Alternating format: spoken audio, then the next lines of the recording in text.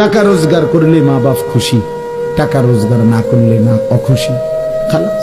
এরপরে ঈমান আছে কিনা, ইসলাম আছে কিনা, নামাজ আছে কিনা, কোরআন আছে কিনা, আল্লাহ চিনি কিনা, হালাল হারাম কিনা, জায়েজ না জায়েজ না, এত কিছু আমার দরকার। ফুতুরে জিগায়ও না যে ফুত কামাই যে করতেছ কি হালাল কামাই করো না হারাম, না এত কিছুর দরকার কি। টাকা দিতেছে, খাইতেছে, ঘুমাইতেছে, বিল্ডিং করতে আছে, জমি কিনতে আছে, আপেল মালটা খাইতেছে।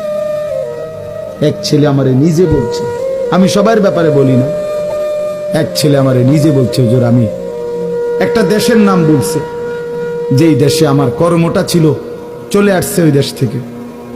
আমার বলছে হুজুর আমার কর্মটা হলো এই, মদের বার, মদের হোটেলে নারী পুরুষ উলঙ্গ জিনাবে বিচার করে, আমার দায়িত্ব শুধু পাশে দাঁড়িয়ে মদের বোতল নিয়ে দাঁড়ায় থাকা, যতবার তারা চায় অতবার তাদেরকে মদ গ্লাসে ঢেলে দেওয়া, তাদের হাতে তুলে দেওয়া। এর বিনিময়ে আমার মাসে বেতন 2 লাখ টাকা। মুসলমান, মুসলমান, মুসলমানের সন্তান, বাংলাদেশের সন্তান।